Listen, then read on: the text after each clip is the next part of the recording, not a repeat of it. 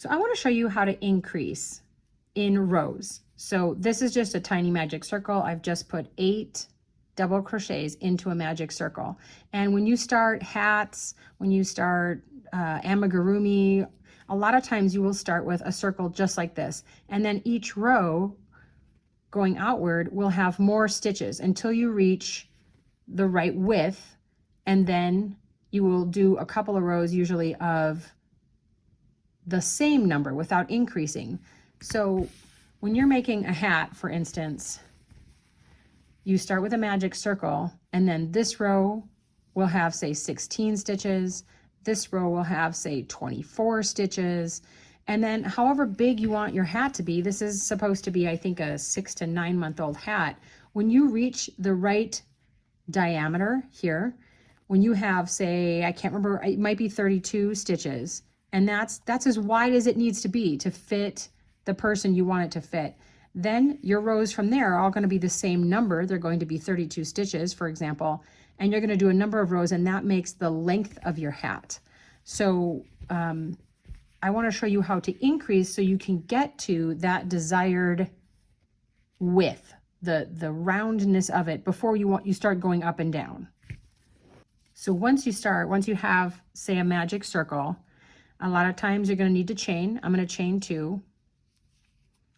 And to increase, what you just have to do is add stitches to your row. So if I have 8 stitches here, for this first row, a lot of times it will have you put 2 stitches in each stitch around. So let me show you. I'm going to yarn over and go underneath these loops, pull up a loop.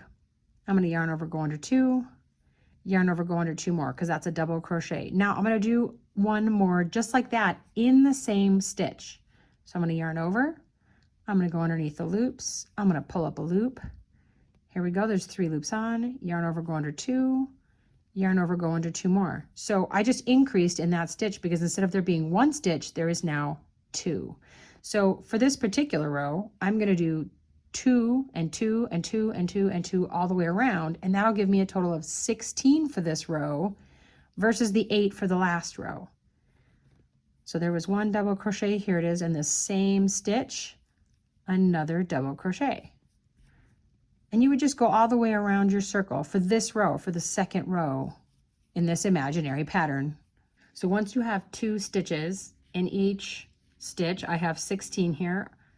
You have to follow your pattern. I'm going to slip stitch because a lot of the patterns I do will have you slip stitch to the first stitch that you did in that row, and I'm going to chain 2. So now for the third row, I'm going to keep increasing, but now you're not going to do 2 in each one to kind of have a gradual widening of your circle. What a lot of patterns will do is do 1 stitch in this one, and then 2 in the next, 1 and then 2, and then 1 and then 2.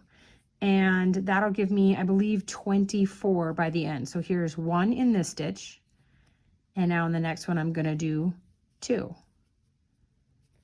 And then after I finish that, I'm going to do 1 in this stitch, and then I'm going to do 2.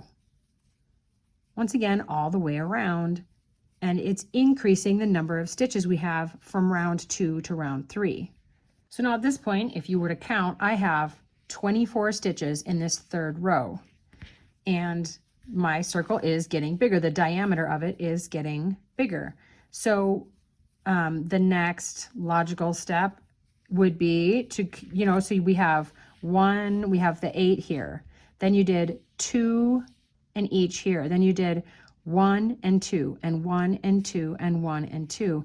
A lot of times just for a gradual increase. Now the next one, you'll do 2 of them where it's just 1 in each, and then a double.